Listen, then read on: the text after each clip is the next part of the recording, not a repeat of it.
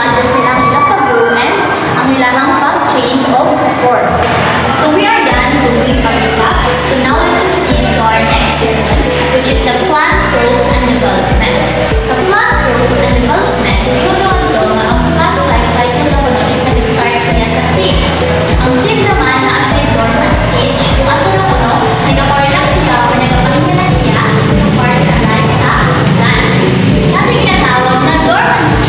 Ang dormancy na kuno is para siya ang kondisyon sa mga halaman na sila yung mabagal na convalescent, which is weak na sila or isa mo na siya away para maging safety sila pagkabot sa mga tigtuyon, tigulan, or kung sobraan ng tigtuyon. And also, makatipid ko sila of energy anak. And also, another question, here's one question for you. So, what are the environmental factors na makabreak sa dormancy and maka-initiate sa germination? So, dito sinyo ang familiar ang word na germination now. So, later, we will talk about that. Okay. So, yung naman to na ang plant daw ano or ang plant daw ano is mutumo siya or ang itong seeds niya mutumo siya pag na-apply proper na water na pinakatag, maalagaan mo siya o mamimili mo ang pag-alaga siya ha. Or may suitable siya na temperature sa sunlight or kung ang iyong environment is kanang ang pagkula sa yaha or ang itong lupa na iyang naman is okay kayo sa yaha. Okay. So, ito naman to, sa first na ko sa germination, natin ginatawag na seed tissues. Ang ito mga seed tissues na po, which is super dry na po ito. Pag super dry sila, ang ilang nanimo, nagahigop sila of more water na naa sa soil. So, habang nagahigop sila of more water na naa sa soil, ibig sabihin, ang ito na po ng ito naman to, musunod ako sila ang ginatawag na ito na anaerobic. Pag bilang po yung nag-anaerobic, ibig sabihin, hindi siya need of oxygen para mo gana. And also, pag ang isa kasi na puno, ay ang isa kasi na puno is like ma-rupture na siya. Pag ma-rupture na siya, ibig sabihin is like need na niya of aerobic. Kung may nag-aerobic, ibig sabihin need niya of oxygen para mo gana. So, ibig sabihin, itong time na nag-rupture na siya, ibig sabihin na siya kasi niya is like nag-higop siya of nag-higop siya of oxygen para maka-form siya of more energy para matubo niya isa kahalaman. So, we are done talking about dormancy, their environmental factor, aerobic, and anaerobic. Diba nag-tell ko sa inyo kanina na we will tackle about the germination. So now, let's proceed to that. So, what is germination? Okay, just like the universe itself, it was believed that it was born out of a cosmic egg. No more than it is blood or matter. Just like the plant na kuno, it was came or came from a seeds. Okay, ito to, ang seeds na kuno is na siya 3 major parts. Pinakauna, we have the seed coat. Ang seed coat, para siya ang outer layer na nag-protect sa plant while they are growing and developing in the bud. Natin ginatawag doon na embryo. Ang embryo naman is mauna siya ang nakasusunod sa seeds na ginatawag ko na ito nga baby plant. So, ang itong susunod sa seed, ang rest ako manaaman ko, ibig sabihin, mauna siya ang ginatawag na ito na cotyledons. Ang cotyledons naman, siya ang nag-provide of food para kay embryo para masatisfy siya and makafeel siya of nourishment. Like the fundamental and magical process of germination. For example, ako na ako is seeds and then gitanong na ako siya sa yuta or sa soil. So ato, ang bitong seeds na nana sa yuta, nag-consume ko siya of rapidly water na gikan po sa soil. So kito, maganato result ng iyang seed coat, which is ma-swelling siya and ma-soften. And ito naman, kapag ang ito na process is na siya suitable na temperature sa process, ibig sabihin ginatawag na ito siya nga incubation. So, just like as people, hindi lang kay water itong need para makasurvive sa isang environment or para mag-grow or para magkanaatay energy. So, just like us, also, na need po sa mga baby plant or mga embryo ng food para sila mag-grow or para makafeel sila of satisfy and nourishment. So, ang nag-provide yung food, itong miniskets na ko sa inyong kagalingan, which is si cotyledons. Ma-provide na gano'n ni cotyledons ang needed na food ni baby plant or ni embryo, makafeel na siya of satisfy and nourishment. And after sometimes, ang dito naman na seeds, if ma-rupture na ito siya, ibig sabihin, may mo-emerge na mga tiny roots. Ang dito na mga tiny roots, nag-emerge siya,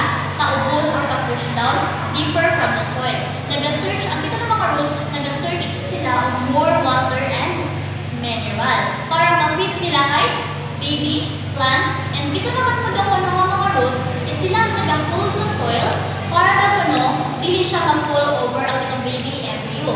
And tungkol po na nag-hold sila kay tungkol po sa mga external forces na naa sa tuwang environment. The last stage of germination. Okay, natin ginatawag na seed cells. Ang kanang seed cells, it will become metabolically active. And also, pag metabolically active na siya, ma-elongate na siya. Ang ginatawag nila nato na elongate, ibig sabihin, ang seeds kay mo, pataas o tutubo na siya pataas. Then, also, ang itong seed cochlea is na-split na siya from the opposite. And kapag na-split na ang itong ginatawag na mga seed coat, ibig sabihin, mag-give rise na ang ginatawag na mga seedling. And finally, we see the growth plant rising through the seed coat and emerge above the ground. So ato, ang job na ni Dicotyledons, kapag mag-rise na sa plant or mga-form na siya, o ang itong seed, mga-form na siya o plant na gid, sa gawas gid, ibig sabihin, ang job na ni Dicotyledons is tapos na. So nana mo yung over sa iyong job para makaprovide with food. So, pag si Dicotyledons na kamo is tapos na yung job, ibig sabihin, siya naman is makahulog na siya. Hindi maging part na lang na siya sa soil. And then, ang take over naman niya is ang mga tiny leaves na nasa plants. Ito na mga tiny leaves, mato siya ang mag-search ng mga food para makaprovide siya ng food na needed sa mga new plants and also with the help of photosynthesis. Ang development sa plants naglakip sa duha ka proseso, which is growth o differentiation. Ang growth kay ang pagdako o pagtaas sa size sa tanom. Samtang ang differentiation mao ang proseso nga ang mga identical cells mag-usab og function, mahimong vascular, ground o epidermis tissue. Ang meristems mao ang lugar diin naga-take place ang active cell division. Ang apical meristems nagpadako sa sa tanom, sa roots ug sa shoots. Samtang ang lateral meristem pareha sa vascular candium ug core candium nagpadako sa circumference. Ang primary growth gikan sa apical meristem ug ang secondary growth gikan sa lateral meristem. Importante kini nga proseso kay mao ni naghatag og bag-ong structure ug function sa tanom para makapadayon siya sa pagtubo ug paglambo. Ang shoot apical meristems makita sa tumoy sa tanom o sa bud. Kini ang part na nagpadako sa kataas sa tanom ug nagaporma og bag-ong dahon, sanga ug bulak. Ang lateral meristem naa sa kilid o palibot sa stem ug roots. Mao ni ang nagpadako sa kalapad o circumference sa tanom. Apil diri ang vascular cambium nga nagdugang og vascular tissues ug cork cambium nga nagbuhat og cork. Ang root apical meristems makita tumoy sa gamot ug mao ang responsible sa pagtaas o pagtubo sa gamot aron mas makasuyop kini og tubig ug nutrients gikan sa yuta. Ang root motubo kay naa siya'y meristematic region sa tip nga nagabuhat og bag-ong cells. Ang root cap nagaprotekta sa root samtang mosulod sa yuta. Ang mga new cells motubo sa region of elongation, mao ni ang mga part nga nagapadako sa gitas-on sa root og nagasuyop og tubig og nutrients.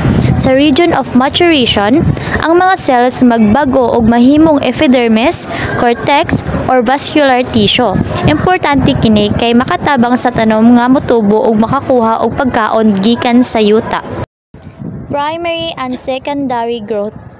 During primary growth, ang root mo grow, mo elongate ug mo mature sa root tip. Kini nga process mag-form og tulo ka tissue systems: epidermis, cortex ug vascular cylinder. Ang epidermis mao ang outermost part sa root nga mag-form og root hairs para mas dako ang surface area ug mas daghan maabsorb nga water ug minerals gikan sa soil. Ang cortex mao ang inner layer nga nag-regulate sa mga substances nga mosulod sa root.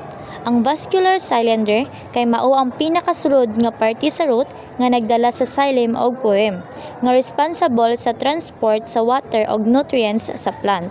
Ang outer cells sa vascular area gitawag og pericycle ug gikan ani nga layer mag-form ang lateral roots nga mo-force gawa sa cortex ug mo-emerge out sa root. Makita ni siya sa figure 13 to 14 sa libro nga nagpakita sa cross-section sa root with the primary xylem, secondary xylem, secondary phloem, vascular cambium ug core cambium nga tanan importante para sa structure ug function sa root. Sa secondary growth, uban nga roots magdevelop og vascular cambium tali sa primary xylem ug primary phloem. Ang cambium ang mag-produce og secondary xylem sa inside og secondary phloem sa outside. Kini nga process makatabang sa pagpabaga og pagpalig-on sa root og stem para makasupport sa tibuok tanom. Pinaka-important nga idea which is ang primary growth, root gets longer para sa pag-absorb sa nutrients. Secondary growth, root gets thicker and stronger para sa support og strength sa plant. The stem is the part of the plant nga nagsupport sa leaves ug flowers ug maupod ang path sa pagtransport sa nutrients ug water.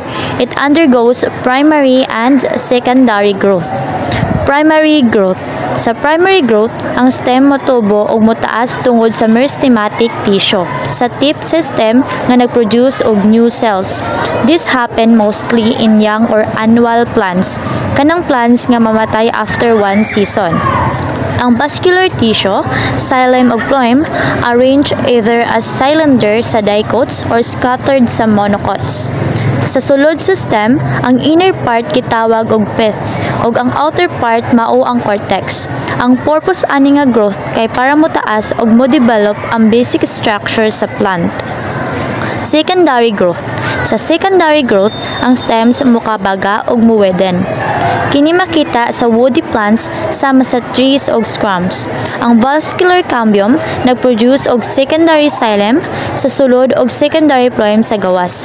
Naapod core cambium nga mo-form sa bark para proteksyonan sa stem. Tungod ani, nagkatik ang stem og nagkalig-on ang tanom. Kung ma-strip ang bark, dili na makaabot ang nutrients sa roots ug mamatay ang tree. Plant response to the environment.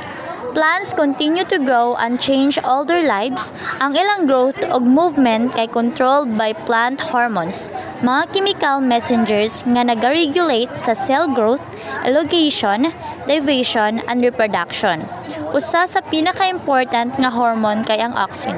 Ang auxin kay naa sa step or apical meristem sa stem ug responsible sa movement or bending sa tanom padulong sa light nga gitawag og phototropism. Makita sa picture nga ang sunlight naa sa usa ka side lang sa plant shot. Tungod ani, ang auxin mag-move padulong sa dark side sa stem. Sa dark side, daghan og auxin. So ang mga cells didto mo elongate or mutubo og mas taas. Sa light side, normal ra ang cell size. Tungod kay mas taas ang cell sa dark side, ang stem mo bend padulong sa light, mao nang ang shoot mag-grow towards sunlight. Pinaka-important nga ideas which is ang auxin mao ang hormone nga nagkontrol sa bending or growth direction sa plants. Ang plants naman nag-move toward lights, ginatawag siyang phototropism para maka-absorb og mas daghang energy for photosynthesis. Gibberellins. Ang gibberellins kay ang mga substances nga nagina-produce sa fungus nga makatabang sa pagpabilis sa plant growth. These hormones cause rapid increase in size and height sa tanom. Gibberellins di lang sa pang-stem growth pero makatabang pud sa root growth, seed germination ug flowering sa plants. Ginagamit pud ni siya para ma-delay ang ripening sa citrus fruits ug mapaspasan ang pag-bloom sa strawberries. Makita sa picture nga ang plant A wala gitreat with gibberellins. Mao nga gamay ug hinay ang tubo.